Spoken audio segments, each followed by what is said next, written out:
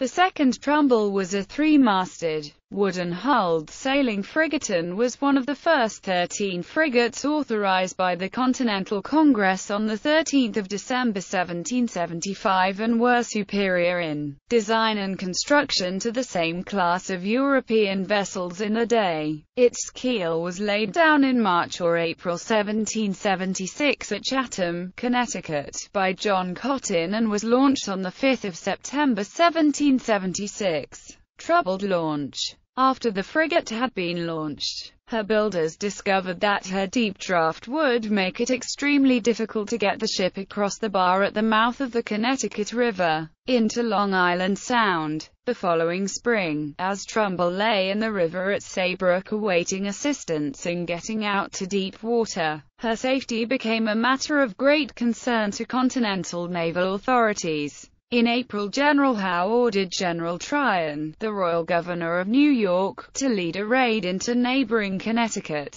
Tryon's forces landed at Fairfield, marched inland, and burned Continental public stores at Danbury. A small force of Americans harassed the British troops as they marched back to their ships. Fortunately, Tryon did not attack the berth on the Connecticut River where Trumbull, protected by neither gun nor warships, lay virtually defenseless. After 3 years of inactivity, Trumbull was finally freed in 1779. Captain Elisha Hinman cleverly suggested that casks of water be lashed alongside, port and starboard, with stout ropes running beneath the keel. When the casks were pumped out, they rose and lifted the ship just enough in the water so as to permit passage over the bar. Trumbull then was fitted armistice at New London, Conn, under the direction of Nathaniel Shaw. On 20 September 1779, Captain James Nicholson received command of the frigate. Combat action. Nicholson did not receive his cruising orders until the following spring. Late in May 1780, Trumbull sailed for her first foray into the Atlantic. Action was not long in coming. At 10:30 on 1 June 1780, Trumbull's masthead lookout sighted a sail to windward. In order to remain undetected for as long as possible, the frigate furled her sails until 11:30. Then, upon ascertaining the strange ship's size, Trumbull then made sail and tacked towards what soon proved to be the British letter of marque Watt, a 32 guns. Nicholson delivered a short exhortation to his men who, most cheerfully, decided to fight. By noon, Nicholson noted that his ships seemed to greatly outsail the enemy and determined to utilize this advantage by moving to windward of the enemy. Watt challenged Trumbull, running up the cross of St. George and firing a gun. Trumbull, in order to keep her true identity cloaked until the last possible moment, also ran up the British colours.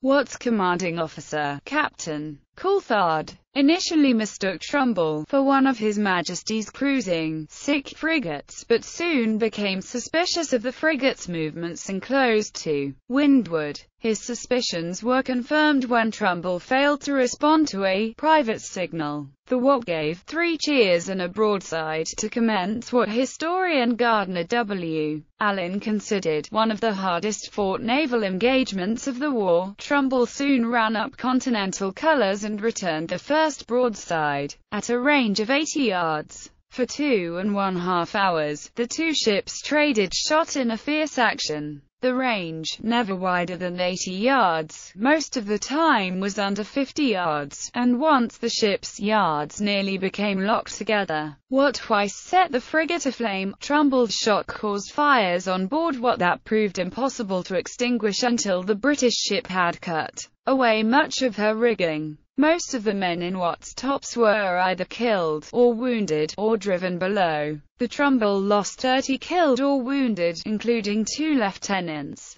The battle proved to be the most severe naval duel of the war. The British ship's hull, rigging, and sails were shot to pieces. Holed below the waterline, the letter of marque took on water at an alarming rate, and her danger was compounded by the fact that the American guns had left her with only one operable pump. Trumbull fared little better. Captain of Marines Gilbert Saltonstall subsequently noted, "We were literally cut all to pieces, not a shroud, stay, brace, bowling, or other rigging standing. Our main topmast shot away, our fore, main mizzen, and jigger masts gone by the board. Nicholson's crew lost 8 killed and 31 wounded. Watts suffered 13 killed and 79 wounded. Both badly battered. Trumbull and Watts separated and retired." Nicholson eagerly wanted to continue to pursue his adversary until his officers convinced him that, even if he managed to repair his only surviving mast, the condition of his crew would not permit another engagement.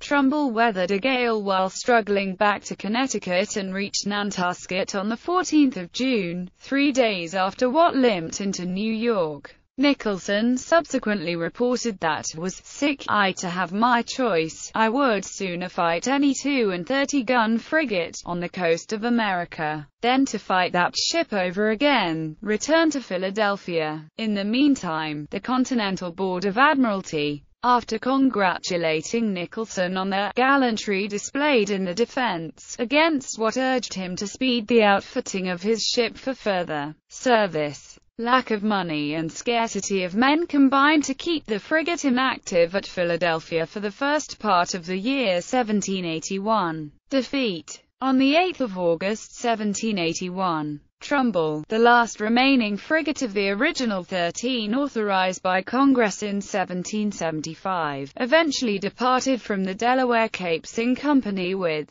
a 24-gun privateer and a 14-gun letter of marque. Under their protection was a 28-ship merchant convoy. On 28 August 1781, lookouts on the American ships spotted 3 sails to the eastward, 2 tacking to give chase to the convoy. At nightfall, a rain squall struck with terrific force and carried away Trumbull's foretopmast and her maintop-gallant mast. Forced to run before the wind, the frigate separated from the convoy and their escorts, and soon found herself engaged with the frigate Iris and the 18-gun ship General Monk. Even with the utmost exertion, the wrecked masts and sails could not be cleared away. Knowing he could not run, Nicholson decided to fight. Trapped Trumbull, beat to quarters, but 3/4 of the crew failed to respond, and instead fled below. Undaunted, Nicholson bravely gathered the remainder. For 1 hour and 35 minutes, Trumbull and Iris remained engaged. General Monk soon closed and entered the contest as well. Seeing no prospect of escaping in this unequal contest, Nicholson later wrote, "I struck. 11 Americans were wounded and 5 killed during the engagement before Trumbull struck her colors."